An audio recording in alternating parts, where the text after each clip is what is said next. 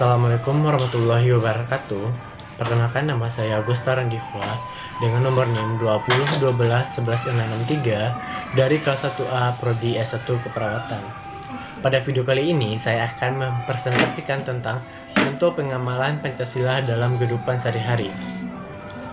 Pengamalan Pancasila dalam kehidupan sehari-hari berarti melaksanakan nilai Pancasila sebagai pedoman hidupnya. Segala perbuatan dan tingkah lakunya didasarkan atas Pancasila. Hal ini berarti Pancasila digunakan sebagai pandangan hidup bangsa. Melalui Pancasila, diharapkan Indonesia dapat sejahtera, berdaulat, adil, dan makmur, dan tercapai cita-cita negaranya.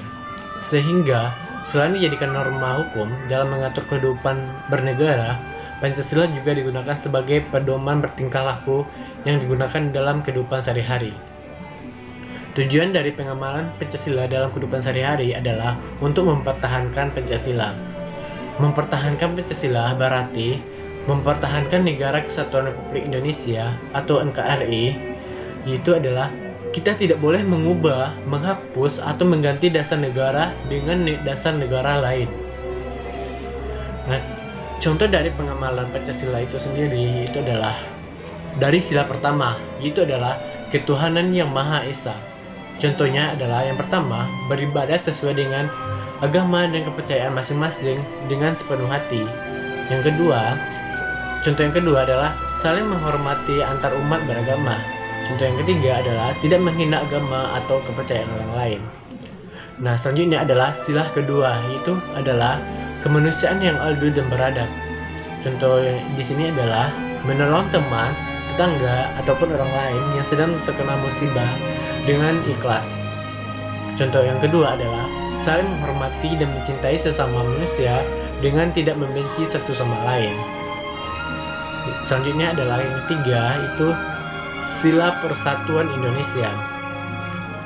Contoh di sini adalah mengembangkan sikap cinta tanah air, misalnya membeli produk dalam negeri. Selain itu juga bangga terhadap bangsa dan negara Indonesia, seperti mengenalkan budaya Indonesia kepada bangsa lain. Itu adalah contoh kedua adalah rela berkorban untuk kepentingan orang lain tanpa pamrih, seperti menolong orang lain yang terkena musibah tanpa mengharapkan imbalan. Selanjutnya adalah sila yang keempat, itu adalah kerakyatan yang dipimpin oleh hikmat kebijaksanaan dalam permusyawaratan perwakilan. Contoh di sini adalah yang pertama, tidak memaksanakan kehendak atau pendapat kepada orang lain. Belum tentu pendapat yang kita paksakan baik bagi orang lain.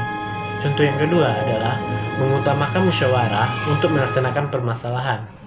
Tujuannya adalah untuk mencari sumber masalah, keluhan, dan penyelesaian yang disepakati bersama. Selain itu, juga harus menerima hasil dari musyawarah itu sendiri dengan ikhlas dan lapang dada, dan melaksanakannya dengan penuh tanggung jawab. Dan yang terakhir adalah sila Pancasila.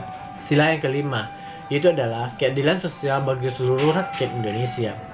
Contoh di sini adalah berlaku adil terhadap teman, misalnya tidak memilih teman atau berdasarkan kekayaan atau gaya hidupnya.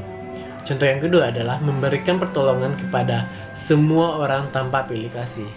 Memilih orang yang akan diberi bantuan berdasarkan perasaan pribadi dapat melukai orang lain. Nah, itu adalah contoh dari pengamalan Pancasila dalam kehidupan sehari-hari. Selanjutnya adalah dampak dari mengamalkan Pancasila dalam kehidupan sehari-hari.